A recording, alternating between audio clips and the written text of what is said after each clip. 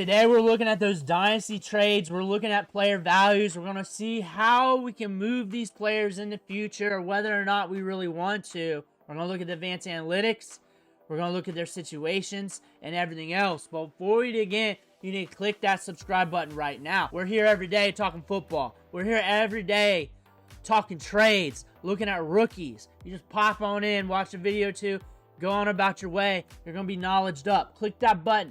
Stop missing out. We're starting off with a big dog because big dogs got to eat. And we're looking at Marvin Harrison Jr. Marvin Harrison Jr. rookie season did not live up to the hype. Still wide receiver 10 here for keep trade cut. Still up there in ADP on other sites. 11.7 points per game. You look at the trade calculators. We talked about this in a few videos last week. That he's a pivot point if you want to pivot from some of these top prospects in the 2025 NFL draft class in your rookie drafts. But I will say potential pivot point because not all trades are actually going to happen in your leagues. But if it does, if you're looking for answers, maybe. But on top of that, 6.8 targets per game. We are getting volume. We had 2 wide receiver 1 weeks. We had a few wide receiver 2 weeks. Some downer games. A couple 5 spots. A couple 7 spots. Those down games killed you last year. However, there are some good things in his volume. A light at the end of the tunnel here. 22.2% target share as a rookie, solid. You would expect more due to it being Marvin Harrison Jr., but still, that's solid for a rookie. ADOT 13.5, so we're getting deep targets downfield. 91.8 route participation rate. We're running a lot of routes, 30.9 a game.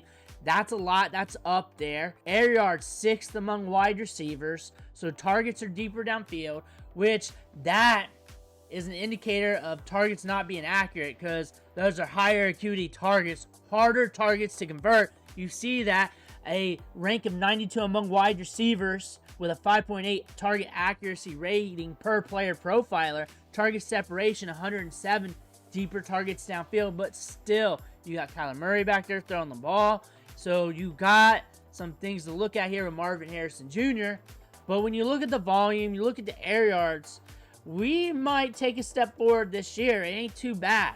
It ain't too bad. It could be a step forward. I don't see him falling off the map. I don't see that happening. And I see the numbers here from the work rate being okay. The balls are catchable 68.1% of the time, 64th among wide receivers. Most of his targets are deeper downfield per the ADOT, 13.5, 6th among wide receivers in air yards. That's all looking solid. Adjacent players here for trades.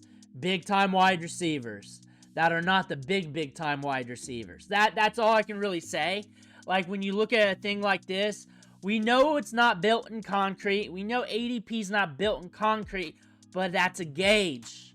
That gets you in the realm of possibilities. Realm of possibilities is where you can kick the tires at and see what happens.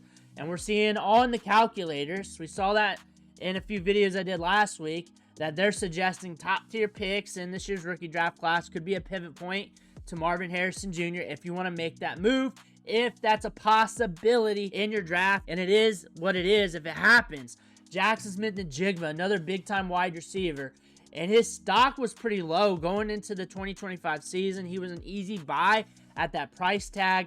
A round 1 wide receiver, good draft capital, 14.9 points per game, turned it on last year. 4 wide receiver 1 weeks. We were living in the double digit when it comes to game-to-game points, and very few low balls. A 5 spot, a 6 spot, a 3 spot, a 6 spot, and a 5 spot. Outside of that, we're in double digits. 8.1 targets per game, so we're getting volume. So when you look at this chart here, you look at the 4 wide receiver 1 weeks, the couple wide receiver 2 weeks, and the low ball games, you get that with the ADOT here, 8.7 with a good target share pushing 25%. We're running on 95% of the routes, but a lower ADOT with a lot of targets will predict volatility, and I would expect volatility from Jackson Smith-Njigba from a game-to-game perspective when it comes to his fantasy scoring. Catchable target rate, 12th. Shorter targets are more catchable. They're just easier to make, easier to convert, but still, that's solid. Different quarterback now. That's something to infuse to Jackson Smith-Njigba, and if you're in on that, you're in on that. If you're out on that, you're out on that. But we're looking at the target separation, 17th among wide receivers. Target accuracy was 24th. But still, we're going to rack up targets. We're going to get opportunity. That's just what's going to happen here. Jackson Smith-Njigba is a good player. We're not going to get the deep targets. The deep ball's not going to come to his way consistently. It might increase a little bit.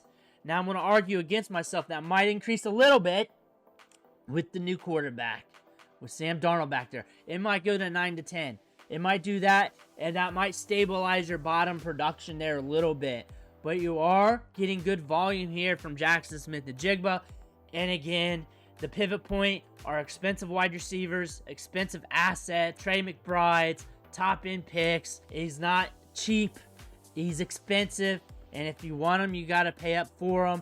Maybe not even liquid in your league. Maybe not even really that tradable. Maybe more tradable than expected in other leagues. And that's just how the cookie crumbles in Dynasty. Josh Jacobs. And I feel like I talked about him recently, but I just looked through the list of players, and whoever intrigues me, I talk about. If there's a player you want me to talk about, just ask in the comments. I'll try to get to him. Josh Jacobs. I look at this backfield.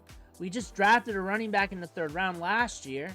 So the odds of them drafting a running back of consequence this year is lower, but it's in the realm of possibilities. 17.6 points per game. We are hitting double digits in every game but one when it comes to fantasy scoring, which is more relevant to me.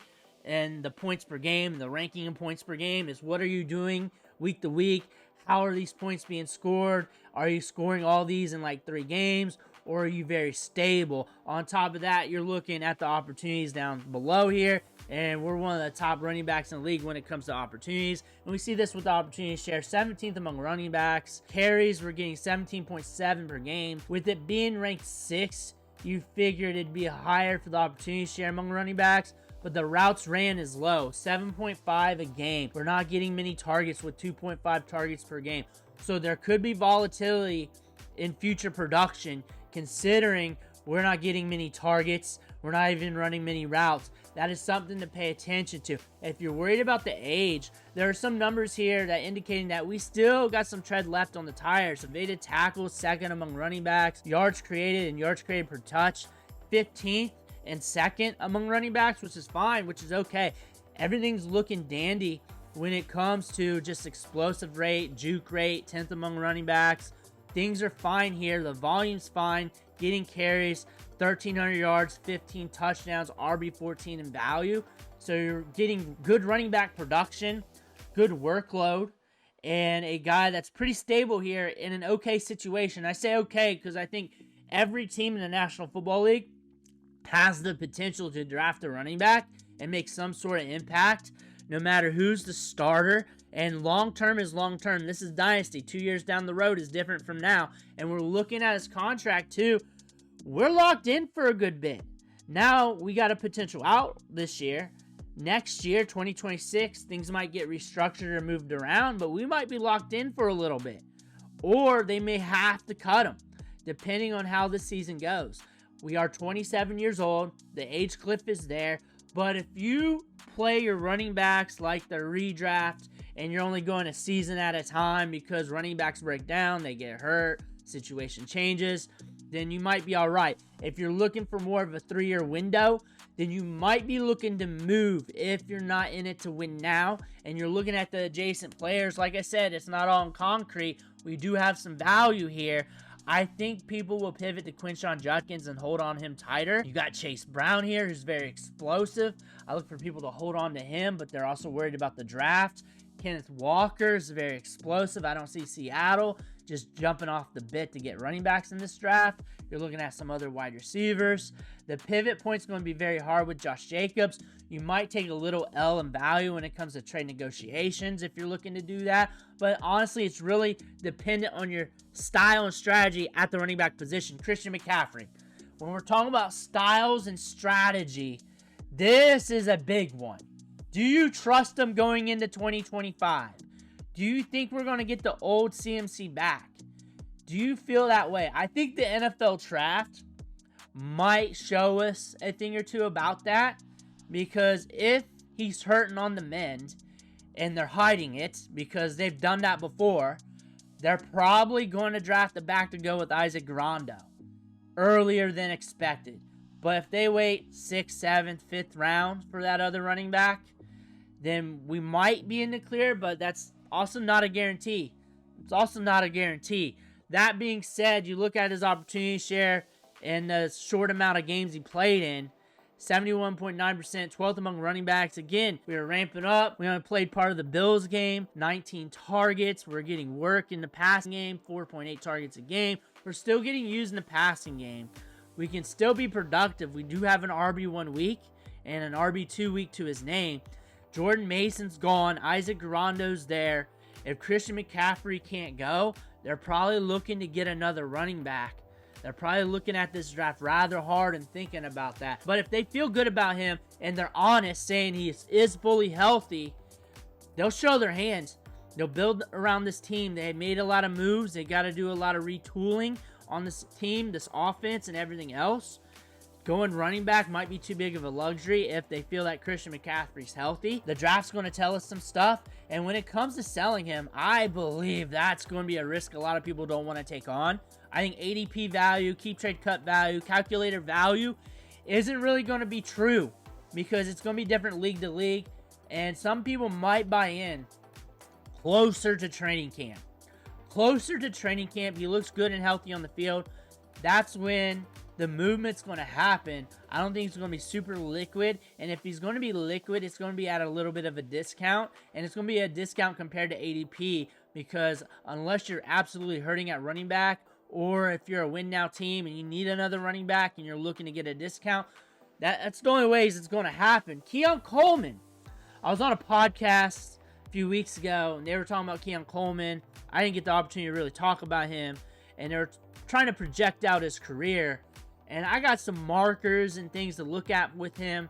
But looking at what he did last year, 8.6 points per game, 2 wide receiver 2 weeks, 4.4 targets per game, valued at wide receiver 43. He'd be holding very strong in this year's wide receiver class.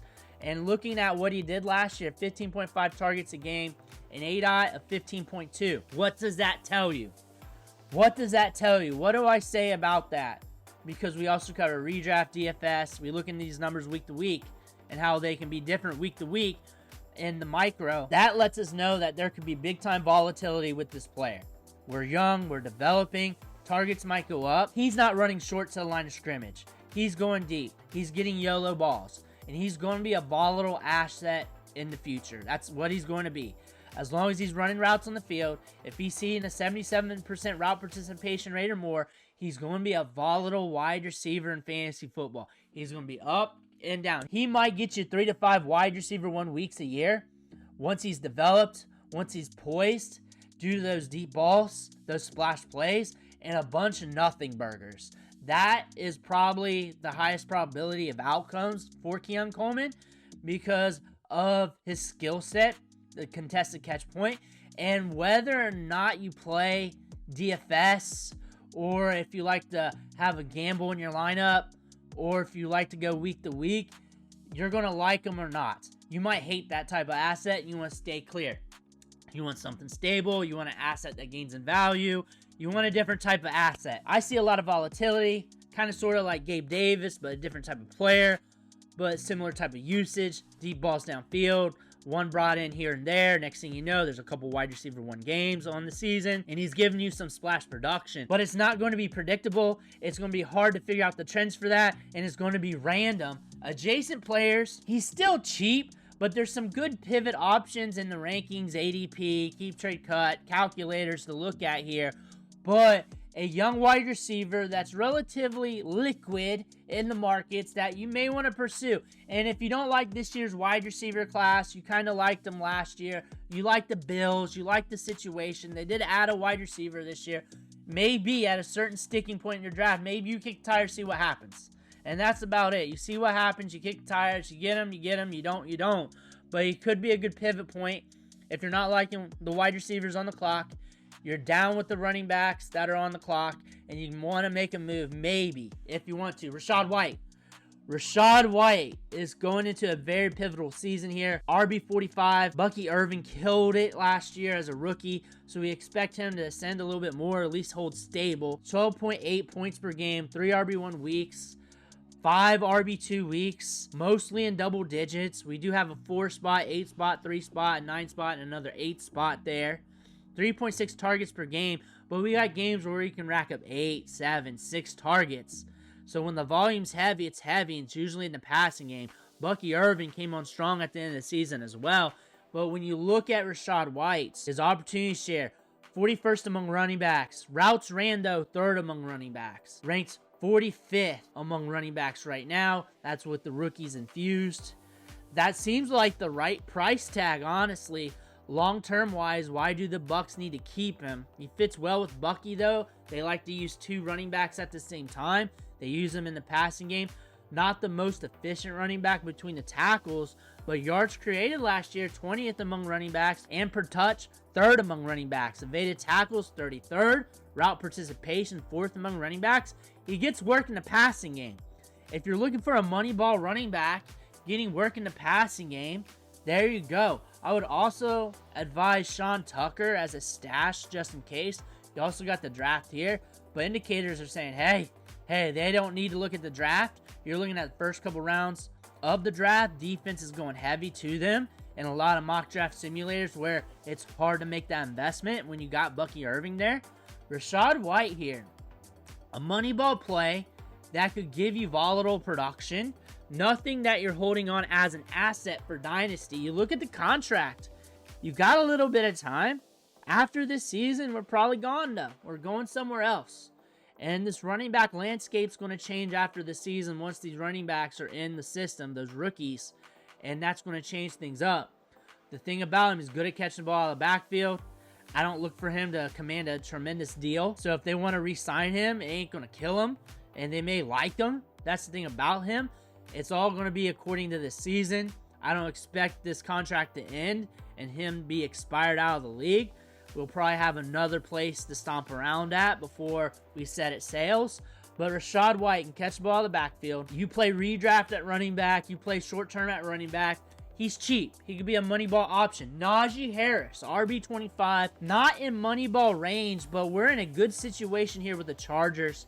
Looks like we're in a position where we're going to get a lot of work and opportunity. Last year, he averaged 12 points per game, 3 RB1 weeks, multiple RB2 weeks, not many down games, as we got a 7-spot, 3-spot, 4-spot, a couple low points in the beginning of the season, but still, we're hitting double-digit production. We got an offense here that can move the ball around. We're getting 18.3 opportunities per game. That should increase with the Chargers. Should be pushing like 20 to 22, I would guess, if I was going to forecast that. You're also looking at adjacent players for Najee Harris, and we're expensive. We're also looking at a team that could draft another running back as they experienced injuries last year. We got Kamani Vidal there, but he doesn't have the sunk cost to prevent that. We're also on a 1-year deal as well, so he really has to play well this year. But again, if you're looking for a 1-year rental, this is a good running back to think about. If you're looking for the short term, which I suggest looking at the short term for like 90% of the running backs out there, he's in a good situation. Everybody likes the Chargers. Everybody pays up for Chargers. Here's you go. Here's another one, RB25. If you're looking for the short term. If you're looking for more long term, if you're looking for more of an asset that's going to gain value to trade later or just to have on your team, then maybe you look the other way. Najee Harris, though, over time has been a solid running back. Looks like he's going to fit well in the system. They like to run the ball. And I think this is a good fit. As long as we're healthy on the field, you can say that with any running back out there, should be good to go. Let me know what you think in the comments below. Make sure to hit that subscribe button on the way out. One thing for watching. Catch you on the next video.